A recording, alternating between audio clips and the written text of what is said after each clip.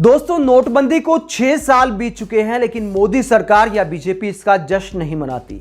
अक्सर मोदी सरकार के या पीएम मोदी के ऐतिहासिक फैसलों का जश्न मनाया जाता है, लेकिन शायद नोटबंदी का इसलिए नहीं मनाया जाता क्योंकि यह हमारी अर्थव्यवस्था को पटरी से उतारने वाला फैसला था। मोदी सरकार को भी पता है कि इसका कितना नुकसान हुआ, शायद इसलिए जश्न नहीं मनाया जाता। अब इस फैसले की कानूनी वैधता को लेकर सुप्रीम कोर्ट में सुनवाई चल रही है।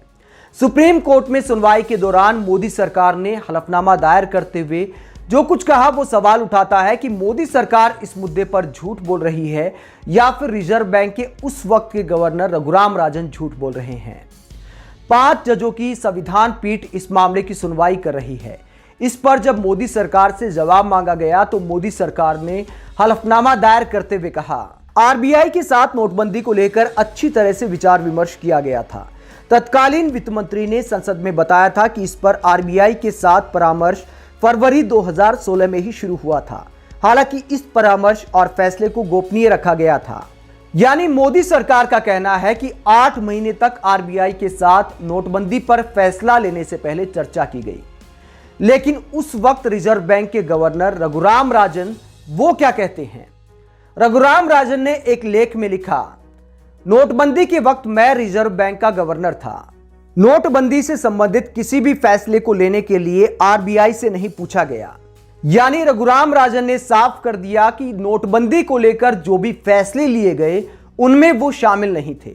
हालांकि उन्होंने इस बात का भी खुलासा किया कि 8 महीने पहले पूछा जरूर था, राय पूछी थी। राय लेने में वो शामिल थे, राय देने में शामिल थे कि उन्होंने राय दी, लेकिन डिसीजन मेकिंग में आरबीआई शामिल नहीं था। यह कहना है रघुराम राजन का। जबकि मोदी सरकार सुप्रीम कोर्ट में यह दिखा रही है कि सरकार और आरबीआई दोनों ने मिलकर फैसला लिया है।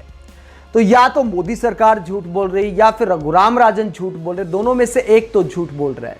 इतना जरूर है कि नोटबंदी ने देश की अर्थव्यवस्था को पटरी पर उतार दिया। शायद इसीलिए इसको ऐतिहासिक बताते हुए बीजेपी कभी इसका जश्न नहीं मनाती।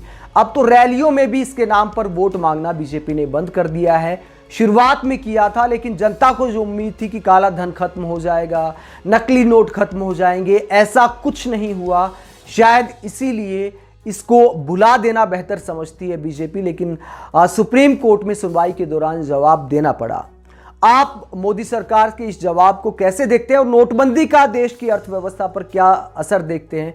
कमेंट बॉक्स में अपनी राय जरूर दें। आप देखते रहिए पब्लिक मीटर। नमस्कार।